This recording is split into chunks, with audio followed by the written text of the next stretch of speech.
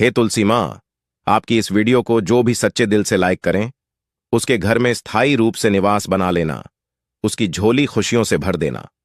जय तुलसी माँ, उसके घर में कभी अंधन की कमी कभी मत होने देना। लायक जरूर करें, तुलसी माँ को जल देते समय बोलने चाहिए। यह 3 शब्द सभी मनोकामनाएं पूर्ण हो जाती हैं। आज की इस वीडियो में हम जानेंगे तुलसी माँ के पौधे को जल देते समय क्या बोलना चाहिए। एक बार की बात है, भगवान विष्णु आराम कर रहे थे। तभी वह मां लक्ष्मी आई और मां लक्ष्मी ने भगवान विष्णु से तुलसी मां को जल देने का महत्व पूछ लिया था। तब भगवान विष्णु ने उन्हें उसका महत्व सुना दिया था। आगे देवी मां लक्ष्मी कहती हैं, हे स्वामी, आपने मुझे तुलसी मां को जल देने का महत्व तो बता दिया है, किंतु अब मेरे मन में यह जानने की जिज्ञासा हो रही है कि तुलसी मां को जल कैसे देना चाहिए। तुलसी मां को जल देने की सर्वोत्तम विधि कौन सी है तथा तुलसी मां को जल देने का मंत्र कौन सा है? कृपया आप मुझे इन सभी प्रश्नों का उत्तर दें। तब भगवान विष्णु देवी मां लक्ष्मी से कहते हैं, हे प्रिय, जिस प्रकार से मैंने तुम्हें तुलसी मां का महत्व सुनाया है, उसी प्रकार से तुलसी मां को जल देते समय बोले जाने वाले मंत्र का भी बड़ा महत्व है। यह मंत्र केवल 3 शब्दों का है, किंतु इसका प्रभाव बहुत कल्याणकारी है। जो भी इंसान प्रतिदिन तुलसी मां को जल देते समय अपने मुख से केवल यह 3 शब्द बोल देता है, तो साक्षात मां लक्ष्मी उसके घर में प्रवेश करती है, उसकी दरिद्रता समाप्त हो जाती है, उसे धन धान्य की प्राप्ति होती है। वह मंत्र बताने से पूर्व मैं आपको तुलसी मां के इस मंत्र का महत्व सुनाता हूं। इस महत्व को सुन लेने मात्र से ही इंसान के समस्त पाप नष्ट हो जाते हैं। उसे 1000 वर्षों तक तुलसी मां को जल देने का पुण्य प्राप्त हो जाता है। इसीलिए देवी लक्ष्मी, आप इस कथा को ध्यान से पूरा जरूर सुने। देवी मां लक्ष्मी कहती हैं, हे प्रभु, मैं इस कथा को पूरा अवश्य सुनूंगी। आप मुझे तुलसी मां के मंत्र का महात्मा सुनाइए। भगवान विष्णु कहते हैं, हे देवी लक्ष्मी, दक्षिण में एक अत्यंत शोभायमान नगरी थी। उस नगरी में रमेश नाम का एक खोटी बुद्धि का ब्राह्मण रहता था। पापियों का तो वह शिरोमणि था। उसका जन्म एक ऐसे ब्राह्मण परिवार में हुआ था जो पाप कर्म करने वाले, शास्त्र ज्ञान से शून्य थे। वह जन्म से तो ब्राह्मण था, किंतु कर्म से वह अत्यंत दुराचारी था। वह न पूजा पाठ करता, न ध्यान करता, न जप, न हवन और न ही मेहमानों का सत्कार करता था। उसके द्वार पर आए मेहमानों को बिना दान किए ही क्रूरतापूर्वक भगा देता था। स्त्री लंपट होने के कारण वह सदैव ही पराई स्त्रियों में आसक्त रहता था। उसे मदिरापान करने की भी आदत थी। साथ ही वह मांस खाया करता था। वह दिन में खेत में काम करके पत्ते बेचकर जीविका चलाया करता था और रात में वेश्याओं का सेवन करता था। इस प्रकार से उस ब्राह्मण ने अनेक वर्षों तक जीवन व्यतीत किया। फिर एक दिन वह दुर्बुद्धि रमेश बेचने के लिए पत्ते इकट्ठा करने के लिए एक ऋषि की वाटिका में घूमने लगा और पत्ते तोड़ने लगा। तभी एक काल रूपधारी काले सर्प ने उस ब्राह्मण को काट लिया और उसी समय पर उसकी मृत्यु हो गई। उसके बाद 2 यम के दूत उसे लेने के लिए उस स्थान पर प्रकट हुए और उसे उठाकर यमलोक ले जाने लगे। मार्ग में वह यमदूतों के सामने बहुत विलाप करने लगा, हे दूतों, मुझे कहां ले जा रहे हो? मुझे छोड़ दो, मेरे प्राण बख्श दो। किंतु यमदूत उसे यह कहते हुए ले जाने लगे, अरे दुष्ट ब्राह्मण, तेरे पाप कर्मों के कारण तुझे सांप ने काट लिया है। अब यमदेव तुझे अवश्य घोर नरक में डाल देंगे। फिर यम के दूत उस ब्राह्मण को लेकर यमलोक पहुंचते हैं और यमदेव के सामने खड़े हो जाते हैं। चित्रगुप्त उस ब्राह्मण का लेखा जोखा निकालते हैं और यमदेव से कहते हैं, हे धर्मराज, इस ब्राह्मण ने बचपन से लेकर मृत्यु तक पाप ही पाप किया है। इसने कभी कोई पुण्य का काम नहीं किया है। फिर धर्मराज अपने दूतों से कहते हैं, हे दूतों, इस घोर पाप करने वाले ब्राह्मण को उठाकर ले जाओ और इसे नरक में डाल दो। फिर यम के दूत उस ब्राह्मण को ले जाते हैं और नरक की भयंकर अग्नि में धकेल देते हैं। अनेक वर्षों तक नरक में सजा भुगतने के बाद उस ब्राह्मण को दूसरे जन्म में एक बैल का शरीर मिलता है। बैल का जन्म पाकर वह बोझ उठाने का काम करने लगा। उसका मालिक उससे दिन रात काम करवाने लगा। फिर जब उस बैल की शक्ति कम हुई तो उसके मालिक ने उसे एक लंगड़े आदमी को बेच दिया। उस लंगड़े आदमी ने उस बैल को खुद का बोझ उठाने के लिए उपयोग किया। वह उसकी पीठ पर बैठकर घूमा करता था। इस प्रकार से उस बैल ने 8 वर्ष तक उस लंगड़े आदमी का बोझ उठाया। फिर एक दिन वह लंगड़ा आदमी उस बैल की पीठ पर बैठकर किसी ऊंचे पर्वत पर जाने लगता है। उस पर्वत पर बहुत देर तक चढ़ने के कारण वह बैल बहुत थक गया, उसकी शक्ति क्षीण हो गई और कुछ समय बाद वह बैल बहुत जोर से मूर्छित होकर जमीन पर गिर पड़ा और अंतिम सांसें लेने लगा। तभी वहां पर खड़े लोगों को उस बैल पर बड़ी दया आ गई और वे उसके मुख में पानी डालने लगे। फिर उन लोगों में एक पुण्यात्मा व्यक्ति था। उसने उस बैल का कल्याण करने के लिए अपना पुण्य उस बैल को दे दिया। उसे देखकर अन्य लोगों ने भी अपना अपना पुण्य याद करके कुछ पुण्य उस बैल को दे दिया ताकि उसे मुक्ति मिल सके। उसी भीड़ में एक वेश्या भी खड़ी हुई थी। सभी लोग अपना पुण्य उस बैल को दे रहे थे। यह देखकर उस वेश्या ने भी अपना पुण्य उस बैल को दे दिया। कुछ देर बाद उस बैल की मृत्यु हो जाती है। फिर उस स्थान पर यमदूत आते हैं और उस बैल के शरीर से उस ब्राह्मण की आत्मा को निकालकर यमलोक ले जाते हैं। यमलोक ले जाने पर उसे यमदेव के सामने खड़ा किया जाता है और फिर चित्रगुप्त उसका लेखा जोखा देखते हैं तो वे आश्चर्य में पड़ जाते हैं। उस वेश्या के द्वारा उस बैल को दिया हुआ पुण्य बहुत बड़ा होता है। उस पुण्य के प्रभाव से सभी जन्मों के पाप नष्ट हो जाते हैं। फिर यमदेव उस ब्राह्मण के सभी पाप क्षमा करते हैं और कहते हैं, हे ब्राह्मण, उस वेश्या ने तुझे अपना पुण्य देकर तुझ पर बड़ा उपकार किया है। केवल उसी के पुण्य के कारण तुम्हारे सब जन्मों के पाप नष्ट हो गए हैं और यमदेव उसे फिर से इंसान जन्म प्रदान करते हैं। इस बार वह पृथ्वी पर आकर एक उत्तम ब्राह्मण कुल में जन्म लेता है। उस महापुण्य के प्रभाव से उसे इस नए जन्म में अपने पूर्व जन्म की बातें याद आने लगती हैं। जब वह ब्राह्मण बड़ा हो जाता है तो उसे याद आता है कि पिछले जन्म में जब वह बैल था तब एक वेश्या ने उसे उसका पुण्य दे दिया था। इसीलिए उसके मन में उस वेश्या के बारे में जानने की इच्छा होती है और उस महापुण्य के बारे में जानने के लिए उस वेश्या का पता लगाकर उसे ढूंढते हुए उसके नगर में चला जाता है। वह वेश्या अब बूढ़ी हो चुकी थी। फिर जब उसे वह वेश्या मिल जाती है तो वह उसके सामने जाकर उसे बार बार प्रणाम करता है और उस वेश्या का धन्यवाद करने लगता है।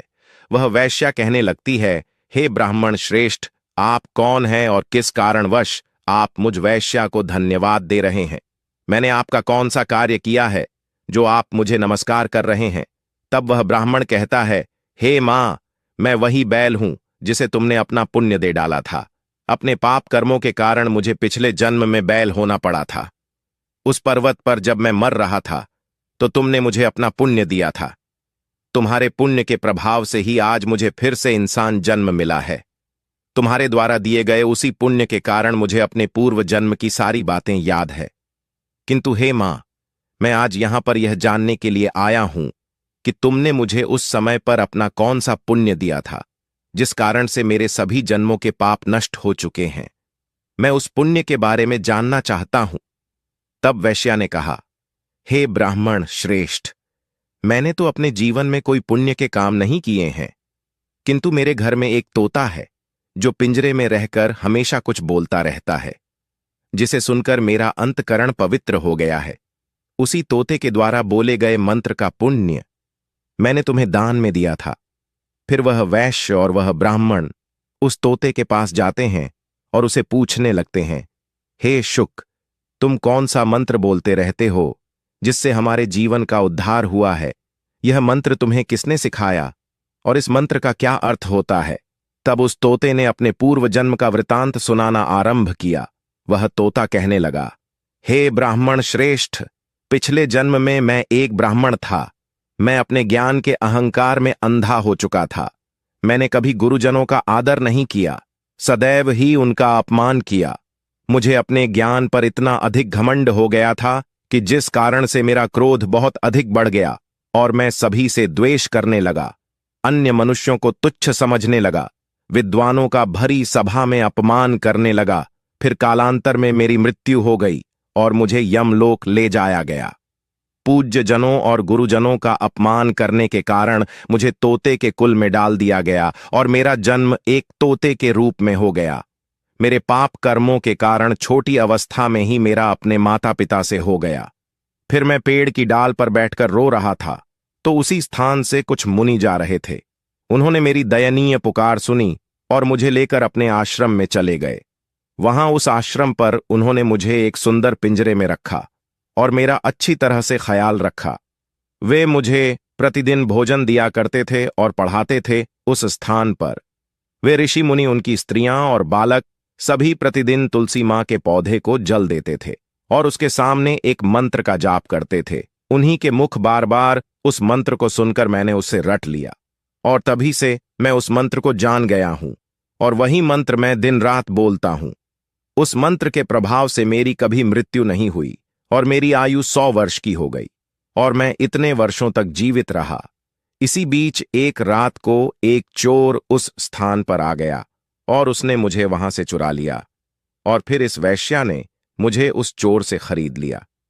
इस वैश्या के घर पर आने के बाद भी मैं उस मंत्र को बोलता रहता था, जिसे सुनकर इस वैश्या का मन भी पवित्र हो गया और ने वैश्या का काम छोड़कर भगवान विष्णु की भक्ति करने लगी। उसी मंत्र के प्रभाव से मेरे पूर्व जन्मों के सभी पाप नष्ट हो गए और उसी मंत्र के प्रभाव से इस वैश्या का भी अंतकरण पवित्र हो गया। हे ब्राह्मण देवता, उसी मंत्र के पुण्य से आप भी पाप मुक्त हो गए हैं। इस प्रकार से तोते ने उस ब्राह्मण को और उस वैश्या को सारा वृतांत सुना दिया, जिसे सुनकर वह ब्राह्मण और वैश्या दोनों ही अत्यंत प्रसन्न हुए और फिर वे दोनों ही प्रतिदिन तुलसी मां को जल देकर उस मंत्र का जाप करने लगे। फिर वह ता वैश्या और वह ब्राह्मण तीनों उस मंत्र के प्रभाव से दिव्य विमानों में बैठकर विष्णु लोक को चले गए। भगवान विष्णु कहते हैं, हे देवी मां लक्ष्मी, देखा आपने, केवल तुलसी मां के इस मंत्र के प्रभाव से उस तोते के, उस वैश्या के और उस ब्राह्मण के सभी पाप नष्ट हो गए हैं। इसीलिए प्रत्येक इंसान को रोज तुलसी मां को जल देते समय इस एक मंत्र का उच्चारण अवश्य करना चाहिए। हे देवी, वह मंत्र इस प्रकार है, इसे तुम ध्यान से सुनो। ओम वृंदावने स्वाहा, ओम वृंदावन स्वाहा। भगवान विष्णु कहते हैं कि जो भी स्त्री प्रतिदिन तुलसी मां के समक्ष इस मंत्र का उच्चारण करेगी वह सौभाग्यशाली बनेगी। जो भी पुरुष तुलसी मां के सामने इस मंत्र का उच्चारण करेगा उसे अक्षय धन की प्राप्ति होगी। जिस घर के सामने प्रतिदिन तुलसी मां की पूजा की जाएगी उस घर में साक्षात लक्ष्मी का वास होगा। तुलसी मां का यह मंत्र राज कल्पतरु है। यह समस्त फलों को प्रदान करने वाला है। अतः जो भी तुलसी मां के सामने इस मंत्र का उच्चारण करेगा उसे संपूर्ण सिद्धियां प्राप्त होंगी। स्त्रियों को सदैव ही स्नान करके अपने बाल बांधकर मांग में सिंदूर भरकर प्रतिदिन तुलसी मां को जल देना चाहिए और इस मंत्र का उच्चारण करना चाहिए। रोज तुलसी मां के पौधे की परिक्रमा करनी चाहिए, इससे सभी दोष नष्ट हो जाते हैं। प्रतिदिन शाम के समय तुलसी मां के पास दीपक जलाना चाहिए और तुलसी मां के पास बैठकर भगवान विष्णु की आराधना करनी चाहिए। तुलसी मां के पास दीपक जलाने से इंसान को धन धान्य की प्राप्ति होती है। हजारों अमृत के घड़ों से नहलाने पर भी श्री हरि को उतनी तृप्ति नहीं होती जितनी वे मनुष्यों के द्वारा तुलसी मां का एक पत्ता चढ़ाने से प्राप्त करते हैं। 10,000 गाय के दान से मानव जो फल प्राप्त करता है वही फल तुलसी मां पत्र के दान से पा लेता है। जो मृत्यु के समय अपने मुख में तुलसी मां पत्र का जल पा जाता है वह संपूर्ण पापों से मुक्त होकर भगवान विष्णु के धाम जाता है। भगवान विष्णु कहते हैं, पूर्णिमा, अमावस्या, द्वादशी और सूर्य संक्रांति के दिन मध्याह्न काल रात्रि और अशौच के समय तेल लगाकर बिना स्नान किए अथवा बिना हाथ पैर धोए रात्रि के वस्त्र पहनकर तुलसी मां के पत्र तोड़ता है वह महापाप होता है। श्राद्ध, व्रत, दान, प्रतिष्ठा तथा देव पूजा के लिए तोड़े हुए तुलसी मां पत्र बासी होने पर भी 3 रात्रि तक पवित्र ही रहते हैं। तुलसी मां का एक एक पत्ता ना तोड़कर पत्तियों के साथ अग्रभाग को तोड़ना चाहिए। तुलसी मां की मंजरी सब फूलों से बढ़कर मानी जाती है। मंजरी तोड़ते समय उसमें पत्तियों का रहना भी आवश्यक माना गया है। पूज्य भाव से पौधे को हिलाए बिना तुलसी मां के अग्रभाग को तोड़ना चाहिए। इससे पूजा का फल लागुना बढ़ जाता है। तुलसी मां के पत्तों को कभी नाखून से नहीं तोड़ना चाहिए, इससे पाप लगता है। रात्रि में तुलसी मां के पौधे को स्पर्श न करें अथवा उसके पत्ते न तोड़ें, ऐसा करना अशुभ माना गया है। रात्रि में तुलसी मां का पौधा निद्रा अवस्था में होता है। ऐसे में पत्ते तोड़ने पर पाप ही लगता है। गुरुवार के दिन तुलसी मां के पौधे में थोड़ा सा कच्चा दूध अर्पित करें। दूध चढ़ाते समय ओम नमो भगवते वासुदेवाय नमः इस मंत्र का जाप अवश्य करना चाहिए। तुलसी मां के पौधे के पास शालिग्राम रखें और उस पर तिल चढ़ाए पूजा में तुलसी मां और शालिग्राम को दूध में भीगी हल्दी का तिलक अवश्य करें। शालिग्राम पर तुलसी मां पत्र रखकर चंदन लगाना चाहिए। अगर कोई महिला मासिक धर्म से है तो वह तुलसी मां की पूजा न करें। मासिक धर्म के दौरान तुलसी मां को स्पर्श करने से घोर पाप लगता है, इससे स्त्री की दुर्गति होती है। तो भक्तों, इस प्रकार से भगवान विष्णु ने देवी मां लक्ष्मी को तुलसी मां को जल देने के मंत्र का महत्व सुनाया है। यह कथा आपको कैसी लगी कमेंट करके अवश्य बताएं। अगर यह जानकारी अच्छी लगी तो वीडियो को लाइक जरूर करें। भक्तों, अगर आप मां लक्ष्मी को अपने घर लाना चाहते हैं तो कमेंट बॉक्स